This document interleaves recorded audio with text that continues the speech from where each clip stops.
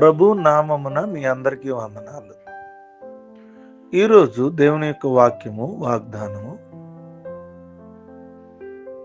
కీర్తన గ్రంథం 143వ సంకీర్తన 10వ వచనం. నీ చిత్తానుసారముగా ప్రవర్తించుటకు నాకు నేర్పుము. ప్రియమైన దేవుని బిడ్డలారా, ఈ లోకంలో యేసుక్రీస్తు వారిని అంగీకరించి నడుస్తున్నటువంటి మనం ప్రతిసారి మనల్ని మనం ప్రశ్నించుకుని మనల్ని మనం పరిశీలన చేసుకోవాల్సిన అవసరత చాలా ముఖ్యం. దేవుని నమ్ముకున్న మనందరం కూడా కానీ నమ్ముకుంటమే కాదు కానీ దేవుని చిత్తాన్ని చేయాలి అని వాక్యం మనకు సెలవిస్తుంది.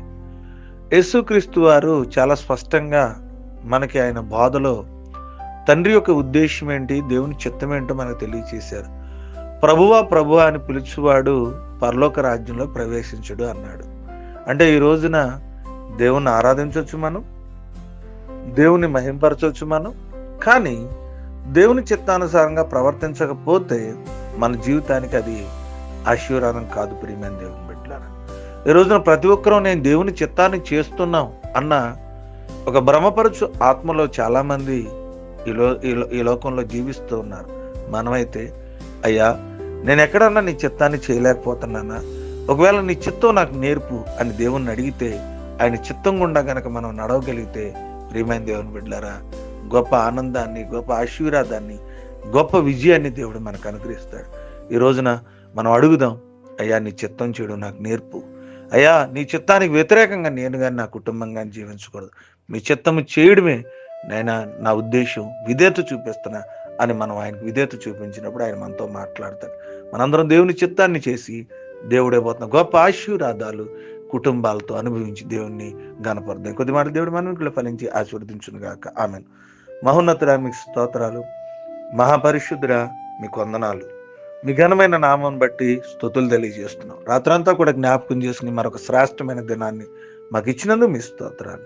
నేను కీర్తన గ్రంథం 143వ సంకీర్తన 10వ వచనం ఆధారంగా నీ చిత్తానుసారంగా ప్రవర్తించుట మాకు నేర్పు. అయా నీ చిత్తానుసారంగా ఈ లోకంలో అనేక మంది దేవుని ఎరిగిన వారు జీవించలేకపోతున్నారు. ప్రభా, మేమందరం కూడా మీ చిత్తానుసారంగా మాత్రమే జీవించాలి. మీ చిత్తానికి వ్యతిరేకమైనటువంటి ప్రవర్తన శరీరాన్ని ఆస్పాదం చేసుకుని, లోకం ఆశలను ఆస్పాదం చేసుకుని మా ఇష్టానుసారంగా కాకుండా కేవలం మీ చిత్తానుసారంగా జీవించి తద్వారా మిమ్మల్ని మహింపరిచే కుటుంబాలుగా మమ్మల్ని జ్ఞాపకం చేసుకోమని అడుగుతున్న మీ చిత్తానికి వ్యతిరేకమైనటువంటి మనసు, స్వభావం, ఆలోచన, తలంపు ఏ ఒక్కరిలో లేకుండా మీ చిత్తం కోసం ప్రాకులాడుతున్న వారిని మీరు నడిపించి బలపరచమని ప్రార్థన విజ్ఞాపన చేస్తున్నా. అయా ఈ దినము మమ్మలను, మా కుటుంబాలను మీ చేతులకు అప్పగిస్తున్నాం. నైనా ఈ యొక్క దీని ద్వారా వింటున్నటువంటి ప్రతి ఒక్కరిని, దీని ద్వారా ప్రార్థనకు విధేయత చూపిస్తున్న ప్రతి కుటుంబాన్ని మీ చేతులకు అప్పగిస్తున్నా.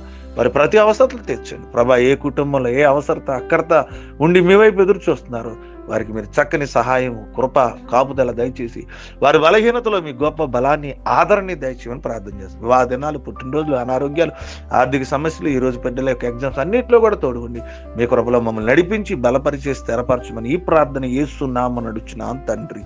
ఆమేన్, ఆమేన్, ఆమేన్.